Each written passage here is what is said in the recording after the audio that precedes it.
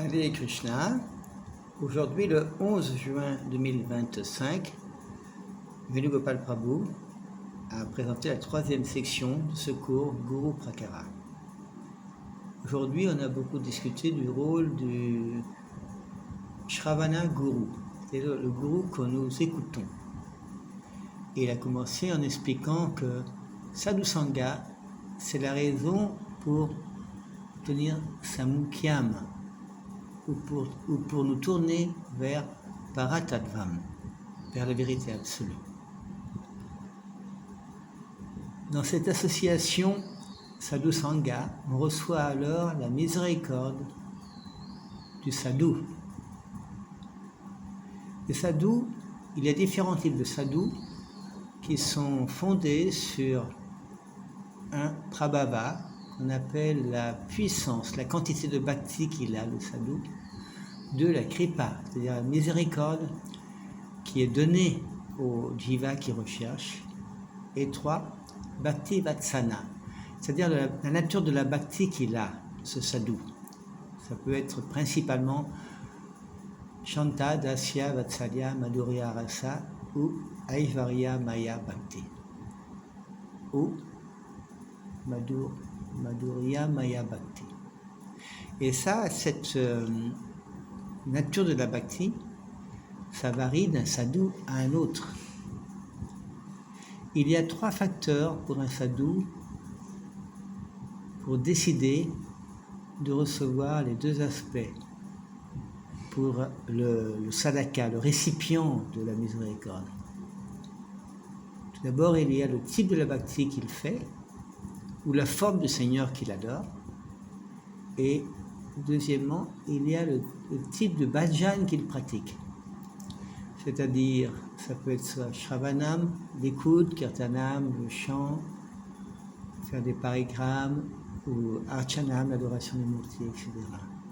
Il y a également la vitesse à laquelle sa bhakti se développe dans le sadhaka, dans le jiva ou le jivatma. C'est pour ça que les différentes étapes qu'il y a dans cette connexion avec le sadhu sont basées au début sur l'association avec le sadhu.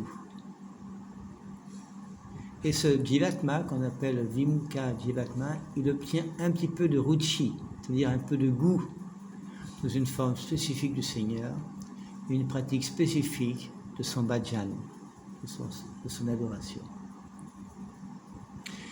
Et le goût ou la vitesse de la bhakti qui s'éveille dans le sadhaka, ça dépend de la puissance et de la miséricorde du sadhu.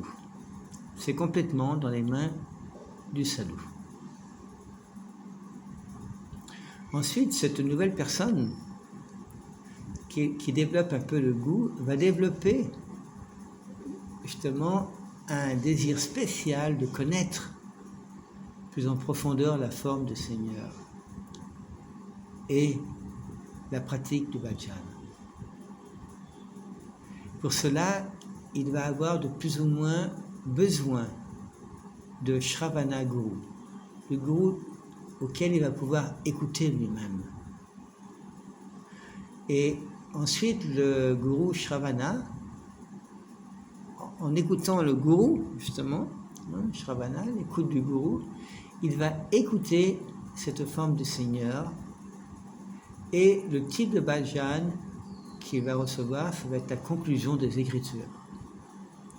Selon la différente parampara qu'il va écouter, qu'il y a différentes paramparas, le Guru Shravana, il va établir les Écritures, d'après les Écritures, il va établir la forme que va adorer le sadhaka. Et cette pratique de bhajan est la conclusion des Écritures. Pour trouver la conclusion d'un essai ou des Écritures, il y a 6 tatparya lingas, ou des indicateurs qui sont utilisés.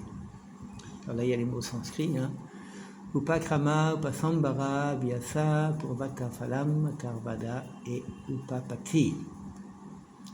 Et en écoutant du Shravana Guru, cela n'est pas en soi-même suffisant. Parce qu'après avoir écouté, définitivement, il y aura des doutes, parce que les Jivatmas ont eu tellement d'associations avec des personnes qui n'étaient pas du tout des sadhus, et ils ont développé justement des anarthas et des doutes à cause de cette mauvaise association. Par conséquent, après avoir écouté, pour clarifier ses doutes, il va devoir faire ce qu'on appelle mananam, c'est-à-dire mettre en pratique, méditer sur ce qu'il a entendu au sujet de la conclusion des Écritures. C'était une séance très très technique, on pourrait dire, aujourd'hui. Et un des points importants qui m'a vraiment marqué, c'est que si par exemple un apprenti dévot décide dans sa vie de vouloir devenir un pur dévot, se connecter avec la pure bhakti, par conséquent, il doit comprendre ce que c'est que la pure bhakti et écouter la pure bhakti de quelqu'un qui connaît la pure bhakti. Ça veut dire que le jiva, il a une grande liberté. Hare Krishna.